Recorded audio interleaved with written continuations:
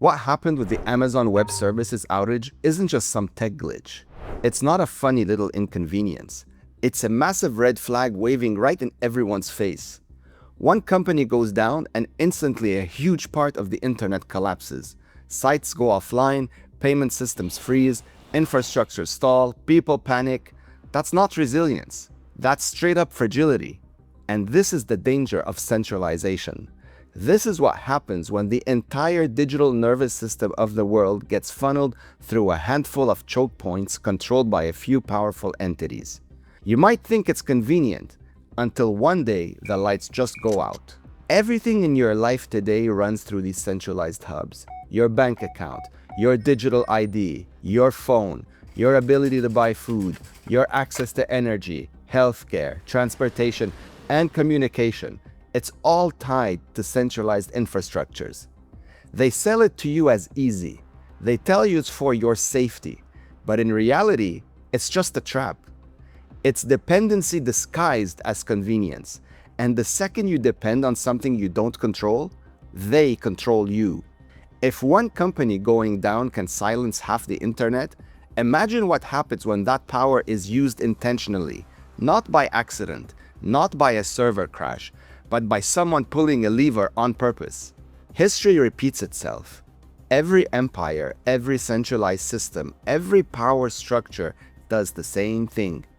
First it consolidates control, then it tightens the grip, then it gets corrupted, and then it breaks. Centralized money has been used to control populations for centuries. Centralized communications have been censored, flipped off, or twisted to fit a narrative. Governments and corporations don't build centralized systems to give you freedom. They build them to own the rails that you walk on. The only difference now is scale. Everything is digital, everything is interconnected, and that means the control lever is bigger than it has ever been. So let's play this out for a second. Imagine a hostile state or a malicious actor or just a rogue insider. They breach the backbone of a major cloud provider.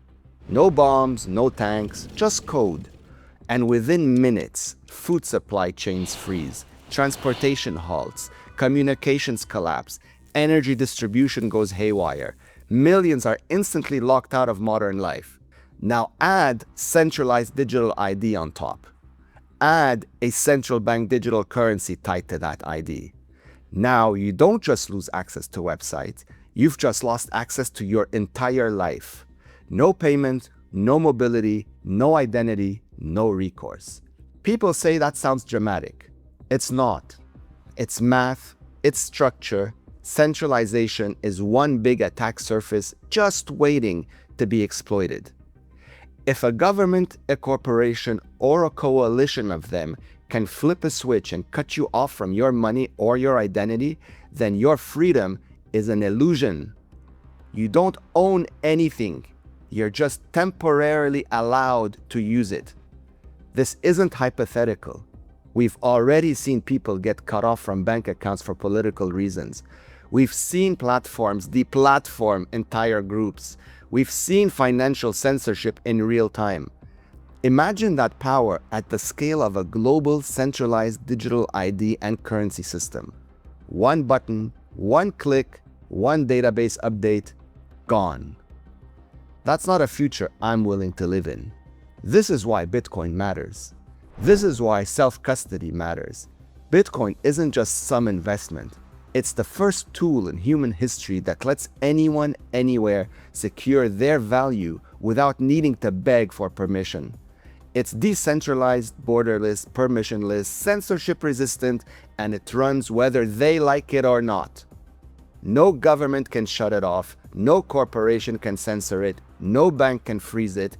If you self-custody your Bitcoin, your wealth is yours. It's not rented, it's not borrowed, it's not allowed, owned, full stop. That's why the legacy system hates it. That's why the attacks keep coming, because they can't co-opt it. So they'll try to smear it. They'll regulate it to death. They'll build fake Bitcoin services that are just TradFi in disguise, but they can't stop the network. The attacks on Bitcoin will get worse. Make no mistake about this. They will ramp up the narratives. They'll say it's dangerous. They'll say it's bad for the planet. They'll say it's used by criminals. They'll spin whatever bullshit they can to keep people plugged into their centralized machine.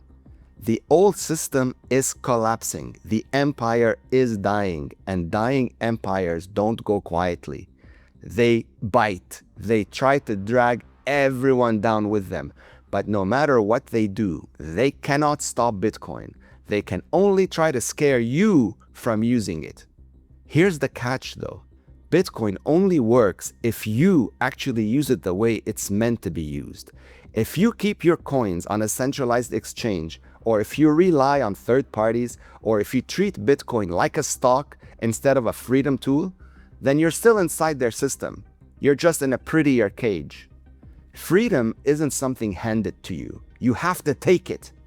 Learn self-custody, run a node, go peer-to-peer. Don't wait for permission, because the longer you wait, the smaller the window gets. Every single person who self-custodies makes the network stronger. Every person who opts out removes leverage from the hands of those who want control. And let's talk about AI. AI is either going to be the greatest liberating force humanity has ever seen, or the most powerful surveillance weapon in history. It depends on whether it's centralized or decentralized.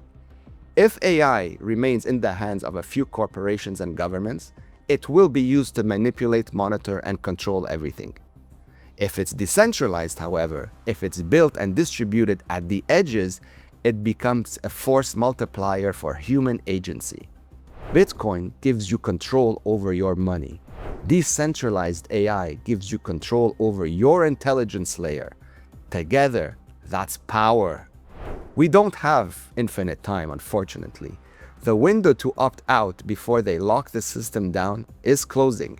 You can see it in the way governments are pushing digital IDs, the way central banks race towards digital currencies, the way regulations are being written. If you wait until it's mandatory, you've already lost 100%.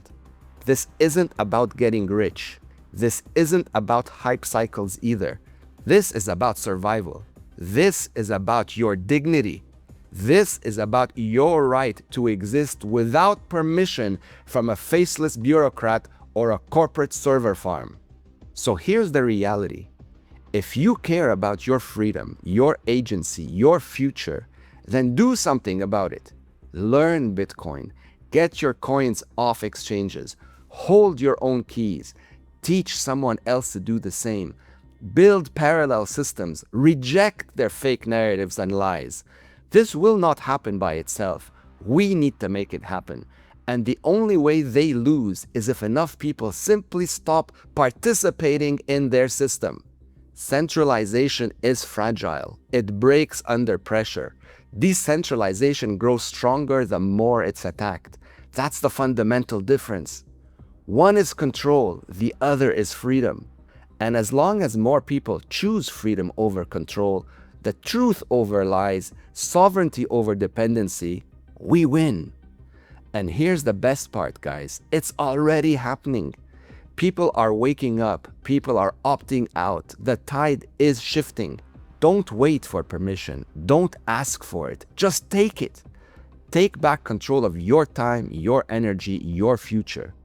The clock is ticking, and the choice is completely yours.